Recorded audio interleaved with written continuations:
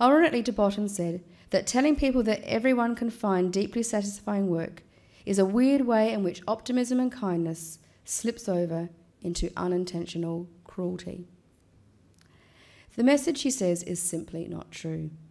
The fantasy of true fulfillment at work is, he says, like the fantasy of the one true love. It happens at about the same rate for 2% of the population, he says. It's odd, isn't it, he says, that we live in this world where the great fantasies are that you will fall in love and you will find work that is satisfying. I don't want to dismiss these fantasies because I think that they are really important and really productive, even if they don't actually work. But you have to ask yourself, you know the statistical probability. We need to lower our expectations, he says, and realise that our lack of career fulfilment is not our fault, but just the nature of the modern 21st century world of work. We need to reassign work its attended status as a provider of food, clothing and shelter, and maybe turn our gaze elsewhere, perhaps upon many other things in the hope of fulfilment and satisfaction. It is to this multifaceted gaze that the Jungian therapist, writer, musician and ex-monk Thomas More turns his attention in his book, A Life at Work. He uses the beautiful image of a peacock's tail. The medieval alchemists, he says, saw the feathers of the peacock as standing for the planets of astrology, which in turn represented the focal points of life, from Jupiter's sense of community to Venus's focus on love and sex, to Mercury's skill at commerce and communication. Certainly the alchemists understood that the maturing of a life is a gathering of many things, each having their own worth and importance. A life's work is like a peacock's tail.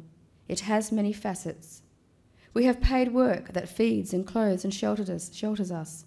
We have our family and friends, and our work both practical, emotional and spiritual within our families. We have our work in community, church and civic. And we have our side activities, the avatars, as Thomas More tells us, because they announce and allow entry of deeper and greater things. Those things such as travel, arts and crafts, gardening, and collecting. All these aspects, all these points are our peacock's tail, and they lead to our opus, or our life work. And the smallest of things, the most seemingly trivial, are often those that have the most gravity.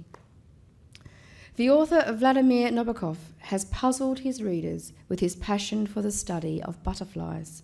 He has said himself, "Writing has always been for me a blend of dejection and high spirits, a torture and a pastime, but I never expected it to be a source of income. On the other hand, I've often dreamt of a long and exciting career as an obscure curator of butterflies in a great museum." Where did the work and the pastime start and end? And what an interesting, colourful and multi-textured peacock's tail he has cultivated. It is a kind of seamless robe from work to hobby and back again. Just as the feathers of a peacock's tail belong to the one bird, so too do the many facets of our work belong to the one life work, the one opus. They are many and varied, and yet they coalesce into one self. They are connected to each other, and they are dependent upon each other. Thomas More speaks of his friend Emily.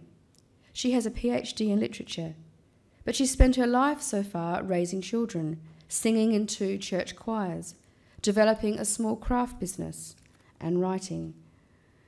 These 4, plus her marriage and service to the community, are her caudo paronis, her peacock's tail, the 4 parts of her calling. In her art, she wishes that one form would call her so she could devote herself to it. On the other hand, she feels that beneath all her activities lies an unnameable art around which all the others dance. That image sustains her as she feels pulled in different directions. Although Emily has yet to bring all her passions to a satisfying point of focus, she demonstrates both the richness of multifaceted vocation and the tensions such a calling entails. Emily's friends wonder if one of her passions will explode into a full-fledged and dominant career. For now, they admire the way she so intelligently and effectively attends to her peacock's tail.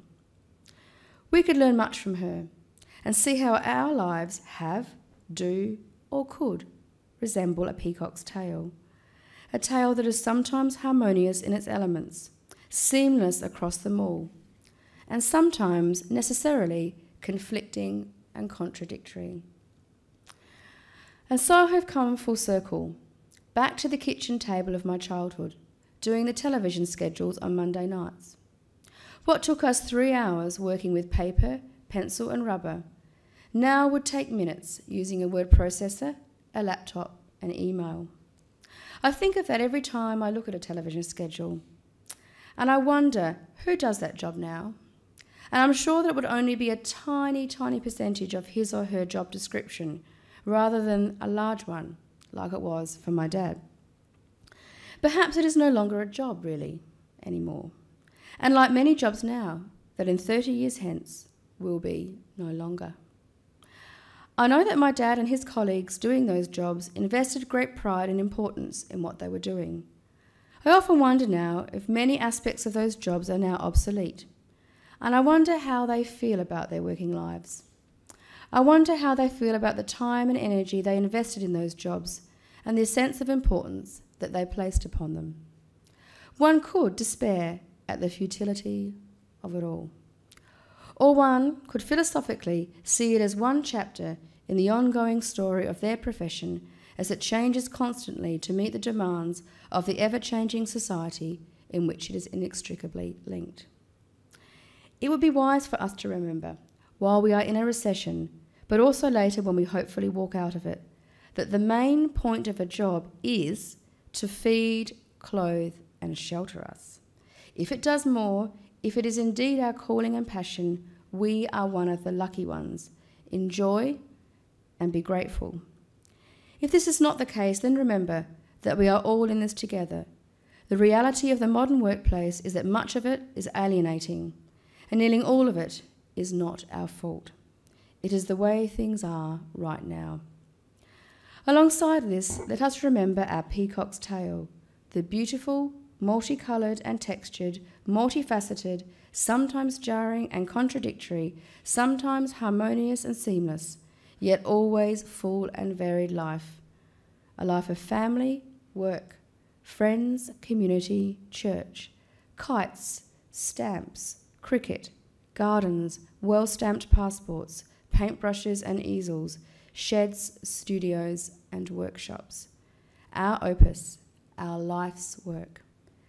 And let us close with Alain de Botton's closing words at the end of his book, when he asks himself, what at the end of the day does work do for us?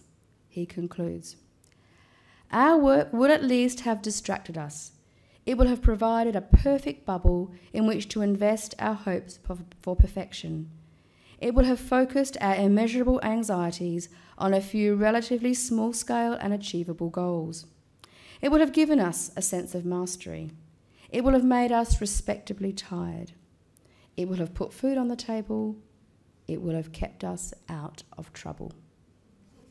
Amen.